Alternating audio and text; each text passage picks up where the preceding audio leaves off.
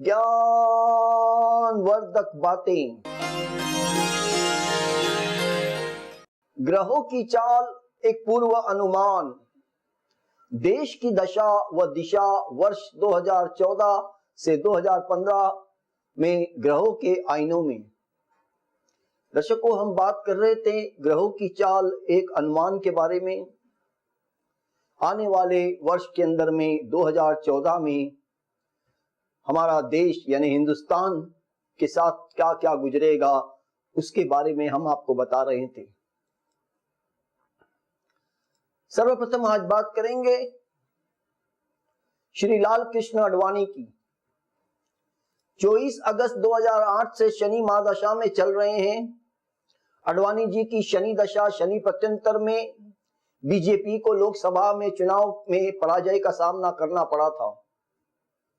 वर्तमान समय में शनि में बुध के अंतर में महादशानाथ से वह स्थान में स्थित अष्टमेश आयेश बुध के अंतर में आडवाणी जी पार्टी में अलग थलग से पड़ गए हैं। ध्यान रहे, वह भाव वनवास का स्थान भी है। आडवाणी जैसे व्यक्तित्व की पार्टी की उपेक्षा उनके लिए वनवास जैसा ही स्थिति है। आगामी लोकसभा चुनाव में बहुत संभव है कि वह चुनाव भी न लड़े। यदि लड़े भी तो शनि दशा में आडवाणी जी का चुनाव में जीत हासिल करना कठिन होगा। ध्यान दीजिए, आने वाला लोकसभा चुनाव अगर आडवाणी जी लड़ते हैं तो आडवाणी जी का चुनाव में जीत हासिल करना कठिन हो जाएगा। अब हम बात करेंगे श्री राजनाथ सिंह जी की। यदि श्री आडवाणी जी की ग्रह दशा 2009 के लोकसभा चुनाव में बीजेपी की हार का एक मुख्य कारण बनी तो क्या वर्तमान पार्टी अध्यक्ष पार्टी को सत्ता में शिखर तक ले जा पाएंगे? श्री आडवाणी जी की भांति श्री राजनाथ सिंह भी शनि महादशा में चल रहे हैं। अंतर यही है कि शनि श्री राजनाथ जी की कुंडली का योग कारक ग्रह है। भाग्येश कर्मेश शनि पंचम भाव में अपने अति मित्र बुध की कन्या राशि में स्थित है। राहु केंद्र में स्वराशि कुंभ में विराजमान है। अंत कोई आश्चर्य नहीं कि शनि महादशा में शनि के अंतर तथा राहु प्रत्यंतर में श्री सिंह को पार्टी अध्यक्ष चुना गया तथा शनि महादशा में शनि के अंतर में अथवा आय भाव में स्वराशिगत बृहस्पति की मुक्ति में आगामी चुनाव की कमान सौंपी गई। आगामी चुनाव की संभावित अवधि में श्री राजनाथ सिंह शनि बुध शुक्र के अंतर में होंगे। शुक्र लग्नेश है परंतु षष्ठेश भी होने से चुनाव के परिणाम उत्तम होते हुए भी अति उत्तम नहीं होने से केंद्र में बीजेपी को स्पष्ट बहुमत नहीं मिल पाएगा। ध्यान दीजिए, आने वाले लोकसभा चुनाव 2014 में केंद्र में बीजेपी को स्पष्ट बहुमत नहीं मिलेगा, यानी स्पष्ट बहुमत बीजेपी को नहीं मिलेगा। अब हम बात करेंगे श्री नरेंद्र दामोदरदास मोदी। श्री नरेंद्र दामोदरदास मोदी, श्री नरेंद्र मोदी आगामी लोकसभा चुनाव में बीजेपी के ओर से प्रधानमंत्री पद के अधिकृत उम्मीदवार हैं। श्री मोदी में चुनावी परिणाम न केवल भारतीय जनता पार्टी की दशा तथा दिशा तय करने में महत्वपूर्ण साबित होंगे, वरना भारतीय राजनीति पर भी इसका प्रभाव पड़ेगा। वर्तमान में श्री मोदी चंद्रमा दशा में चल रहे हैं। भाग्येश चंद्रमा लग्न भाव में लग्नेश चंद्रमा के साथ नीच राशिगत है। आगामी चुनाव समय में श्री नरेंद्र मोदी चंद्रमा में राहु के अंतर में चल रहे होंगे। राहु पंचम भाव में शत्रु ग्रह गुरु की मीन राशि में स्थित होने से पार्टी में परस्पर खींचतान के कारण श्री नरेंद्र मोदी को हानि होगी। शनि की 7.5 के प्रभाव में मानसिक कष्ट होगा। ग्रह गोचर के अनुसार श्री नरेंद्र मोदी के प्रधानमंत्री पद पर आसीन होने का स्वप्न अभी तो स्वप्न ही रहेगा। यानी आगामी लोकसभा चुनाव 2014 में भारतीय जनता पार्टी के प्राइम मिनिस्टर के उम्मीदवार श्री नरेंद्र मोदी के प्रधानमंत्री पद पर आसीन होने का स्वप्न अभी तो स्वप्न ही रहेगा, वे प्रधानमंत्री नहीं बनेंगे।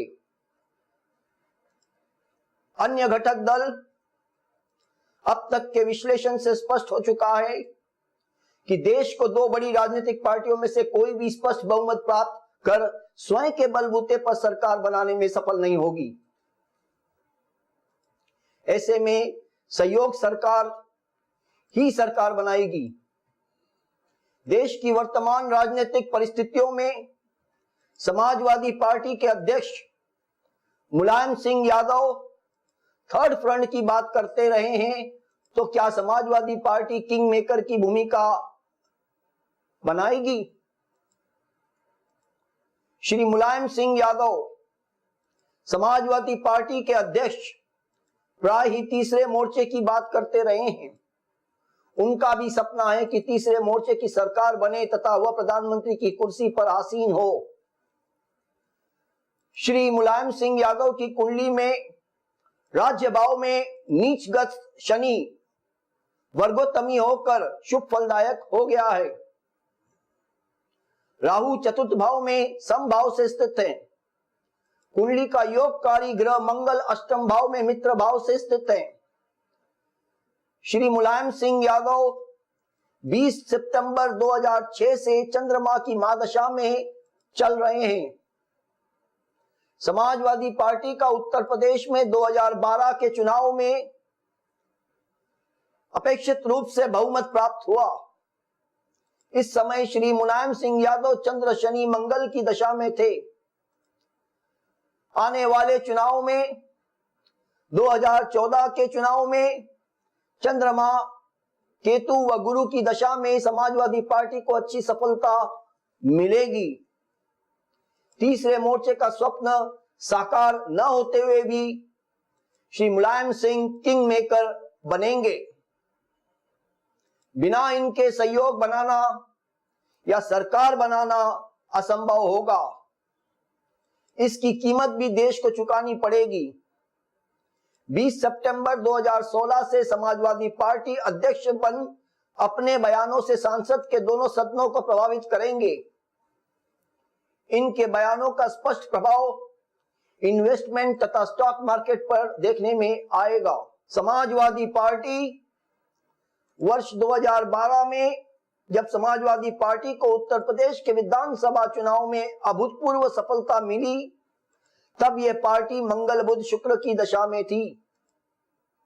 पार्टी अध्यक्ष मुलायम सिंह यादव की ग्रह स्थिति तथा दशाएं भी अनुकूल थी। अब आने वाले चुनाव में 2014 में लोकसभा चुनाव में समय यह पार्टी मंगल शुक्र बुध की दशा में होगी। पार्टी का प्रदर्शन अब तक लोकसभा में मिली सफलता से बेहतर रहेगा।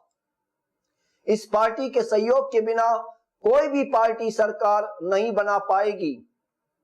ध्यान दीजिए, आने वाले लोकसभा चुनाव में 2014 में बिना मुलायम सिंह के पार्टी की यानी समाजवादी पार्टी की सपोर्ट के सिवाय या सहयोग के बिना कोई भी पार्टी सरकार नहीं बना पाएगी। तीसरे मोर्चे के गठन में अकेले समाजवादी पार्टी ही नहीं परंतु अन्य क्षेत्रीय दल जैसे शिवसेना, तृणमूल कांग्रेस, बहुजन समाज पार्टी, राष्ट्रीय लोक दल आदि अन्य अनेक दलों का गठबंधन काम करेगा।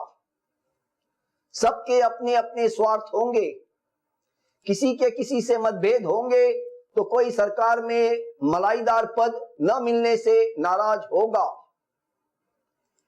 ऐसे में भी सभी पार्टियों का ज्योतिषीय आकलन करने की न तो कोई उपयोगिता है और न ही यह उसका स्थान है। अब बहुजन समाज पार्टी कई राज्यों में अपनी उपस्थिति दर्ज करा चुकी है। अंत इस पार्टी का आकलन अवश्य महत्वपूर्ण है।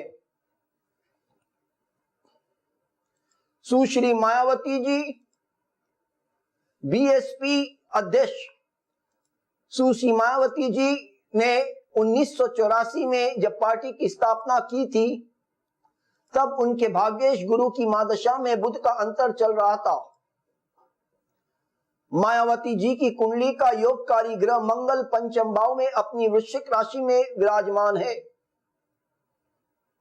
2014 के लोकसभा चुनावों के समय आपकी बुध सूर्य की दशा चल रही होगी। द्वितीय सूर्य सप्तम भाव में समभाव में स्थित है तथा शत्रु ग्रह शनि से दुष्ट है। महादशानाथ बुध स्वयं मित्र ग्रही है, परंतु वैवेश तृतीय होने से कारण अकारक ही है। ऐसी स्थिति में Bahujan Samaj party king maker की भूमिका में नहीं आ पाएगी। साधारण जीत के साथ पार्टी लोकसभा तथा राज्यसभा में अपनी वर्तमान 36 सीटों को भी बचा पाई तो यह चमत्कार ही कहा जाएगा। ध्यान दीजिए, आने वाले लोकसभा चुनाव में बहुजन समाज पार्टी अपनी वर्तमान 36 सीटों को भी अगर बचा पाई तो यह चमत्कार ही कहा जाएगा। अब हम बात करेंगे महंगाई की।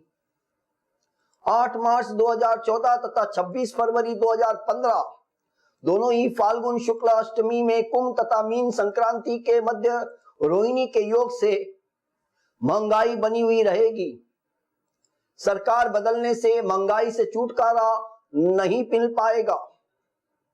1 मार्च 2014 से तथा 2 मार्च 2014 से मात्र एक दिन के अंतरकाल पर तुला राशि में वक्री होकर रहे मंगल तथा शनि अपनी चक्रता के समय में विग्रह, वाद विवाद तथा युद्ध जैसी परिस्थितियां उत्पन्न करेगी। किन्हीं स्थानों पर उपद्रव तथा दुर्घटनाओं से जन धन मन की हानि होगी। राजनीतिक पार्टियां इन घटनाओं के लिए एक दूसरों को उत्तरदायित्व बनाएगी। निष्कर्ष, ग्रहों की चाल एक पूर्व अनुमान का निष्कर्ष क्या है? ग्रह गोचर अनुसार मंगल सामान्य चुनाव अप्रैल मई 2014 में होने के योग दिख रहे हैं। किसी भी दल को स्पष्ट बहुमत प्राप्त होगा या नहीं, इसके लिए किसी ज्योतिषीय ज्ञान अथवा ग्रहों की अध्ययन की आवश्यकता नहीं है। सामान्य ज्ञान रखने वाला कोई भी व्यक्ति वर्तमान राजनीतिक परितोष को ध्यान में रखकर त्रिशुंग केंद्रीय सरकार की भविष्यवाणी कर सकता है। ज्योतिष दृष्टिकोण का महत्वपूर्ण पक्ष यही है कि चुनाव अप्रैल मई 2014 की अवधि में होंगे।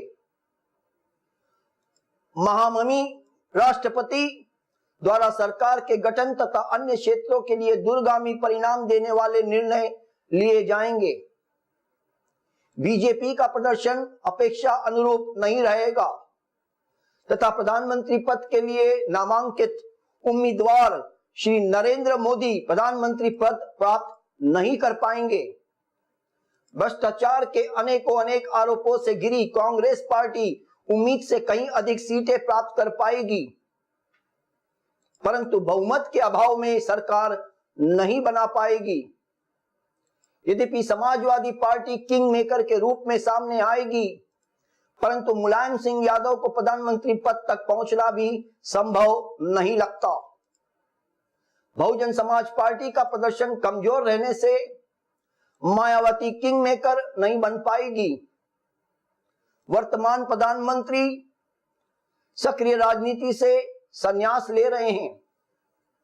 राहुल गांधी की कुंडली में प्रधानमंत्री बनने का योग नहीं है। ऐसे में कोई अन्य व्यक्ति ही इस पद को सुशोभित करेगा। आर्थिक मंदी का दौर बना रहेगा। श्रेष्ठ हरी इच्छा। तो दर्शकों, ये थी आज की ज्ञानवर्धक बातें। आइए जानते हैं आपका आज का राशिफल।